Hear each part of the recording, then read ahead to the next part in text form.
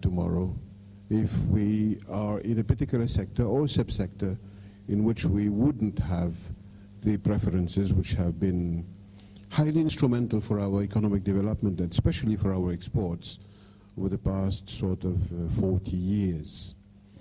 But this reminds me of something which one of my professors, when I was reading political science a number of years ago, said that you cannot assess politics, you cannot assess society, you cannot assess economics separately. That there is one broader concept, which is the concept of power, la puissance, and which englobes different factors, including your political power, your ideological power, your military power, your economic power, etc., etc. So I think we're not going to make history again or to reimagine history, but I think we can say with a certain degree of certainty that we have done well over the past 40 years, given the constraints that we have, especially the very high structural difficulties that we had, being given our small territory, being given our small population, being given our isolation from the rest of the world, to have come to where we are now, having moved from $275 per capita in 1968 to around $8,600 today, still having found no oil, no gold, no iron, no coal in on our territory. I think that's 1 minute gone already. Well, national response. I think we still agree that there is a very short visibility in the present crisis.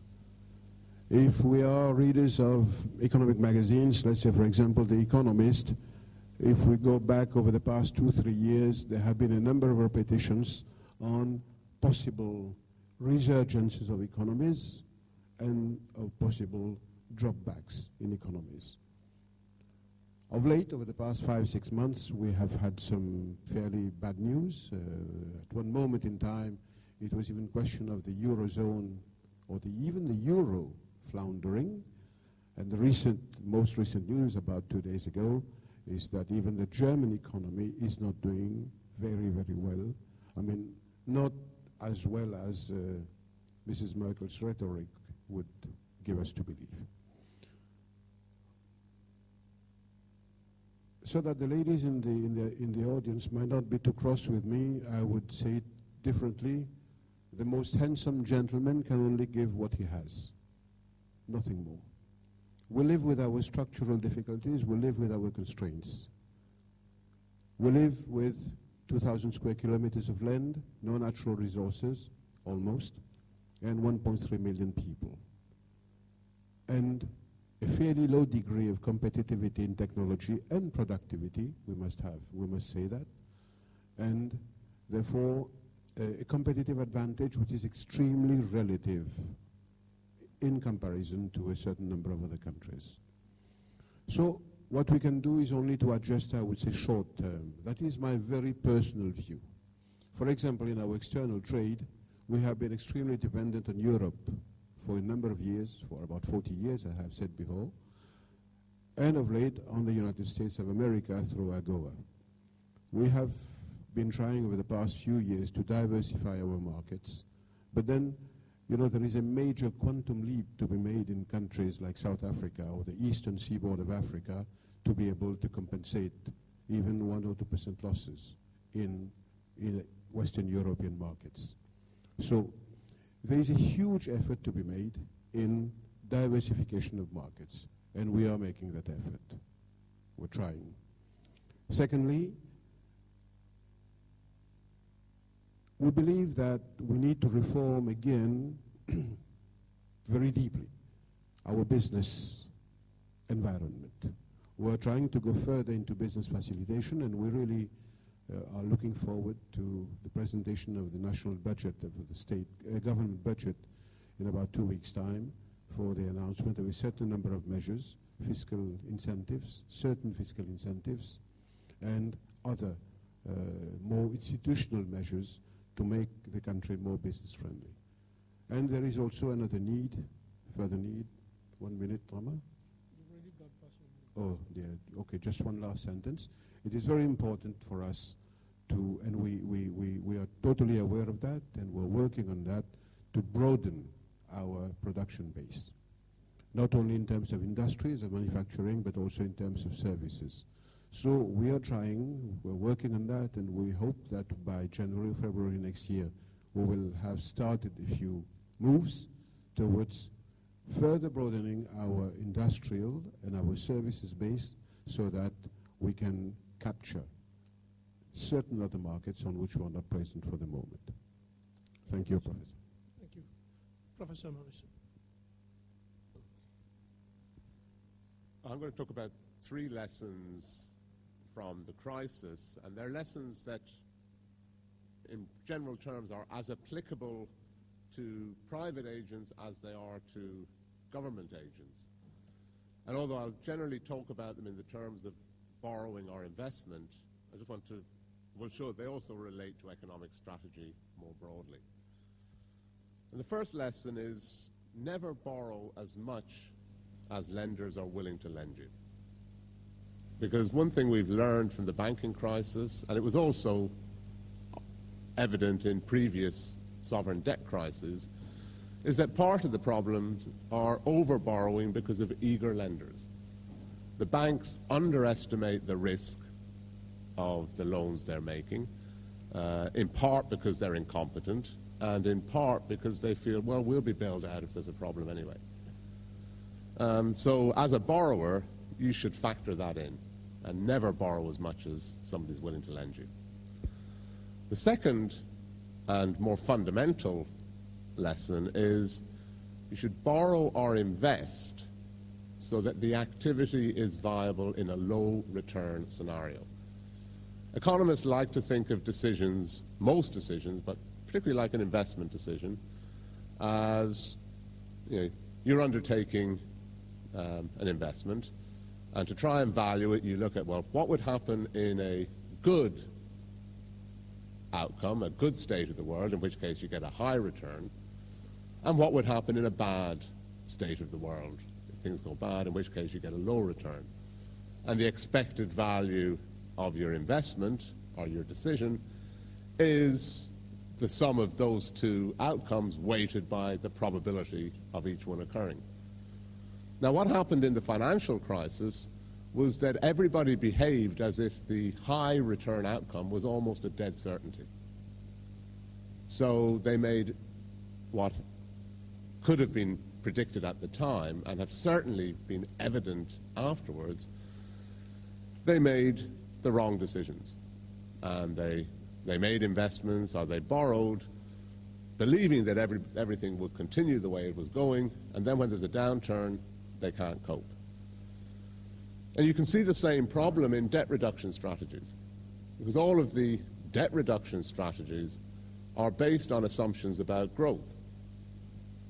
But if the fiscal retrenchment that's required to reduce the debt itself reduces growth, then they don't achieve their strategy. Even the IMF recognizes that, which is it must be true if even the IMF recognizes it. And the Tory government in the UK still don't recognize it. That's why I'm convinced it must be true, even though it's obvious to them that their strategy is failing for precisely that reason. But that also relates to economic strategy more generally. My advice to any government thinking about its economic strategy in a medium-term 10, 15-year horizon is to always ask the question, would this have been a good decision in a zero-growth scenario? And just ask that question. In other words, assume the low-return outcome, the bad state of the world, is a higher probability, then what's your best strategy? And then the final lesson is, never invest or trade in an asset that you don't know the value of. because the root cause of the financial crisis is that they were trading in all of these financial instruments that nobody knew what the value of was. In fact, there was a clear effort to disguise the risk and disguise the value. And property booms are the best example of that. My home country is Ireland, and 2/3 of the Irish banking debt problem is one bank, Anglo-Irish. And basically the way they operated was a developer came along and borrowed money to pay a grossly inflated price for some property on the assumption that the return would be high. And of course it all collapsed, and the asset had no value, so there was no way that those debts could be repaid. And billionaires have become paupers overnight. So again, the lesson of that for the region is produce what you know. And focus on what you do know, on what you do have in the region, and share knowledge in the region. And perhaps that will also have the advantage that you'll have to listen less to advice from other people, like the World Bank. Because, as Roman said, it's very easy to find lots of cases where the World Bank has given the wrong advice, and almost all cases where the IMF has given the wrong advice. But my point was that doesn't mean that everything they say was wrong. Thank you. Professor Kram. I'd just like to commend you, and then can I go over? My part is the international response area. What you gave as, or you said lessons learned, was for me something like a nice advice. They should not lend as much as a borrower is willing to give to them. They should behave as such. But we are living in a world of profit-maximizing agents. This is capitalism. Who should care about this? If there is the possibility to gain an additional profit, they will not take up this advice. So I think this explains why there is a need for government regulation on financial markets. And this is my plea, and I also plea for international controls. My simple message is tame financial markets, tame international financial markets. I think the phase of liberalization of financial markets is over. It should be over. It must be over. The efficient market, financial market hypothesis by Eugene Farmer has failed. Many things, empirical events have proven it's untrue. From the theoretical side, there are also many approaches from behavioral finance. Financial market actors don't behave irrationally. There is herd behavior, there are bubbles, there are substantial and systematic deviations from fair values, and this is why markets exaggerate on the upside and also on the downside. So this creates inherent financial instability of our system. There is no such thing than the tendency going back automatically to financial market stability.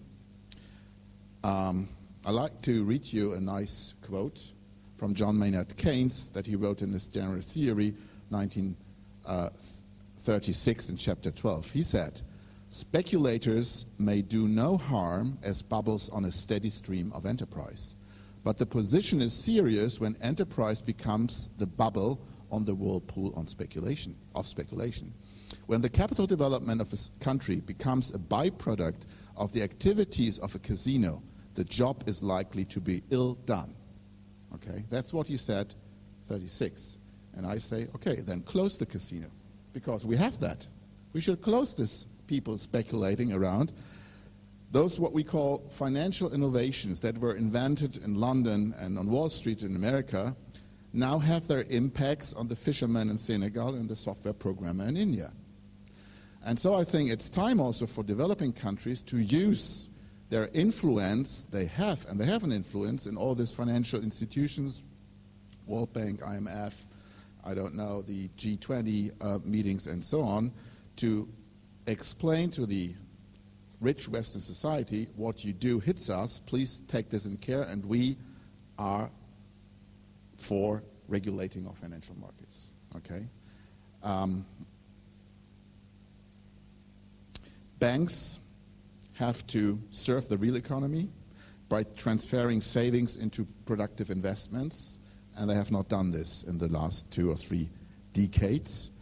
So they have to be brought back to their main objective they have, to transfer savings for productive investments.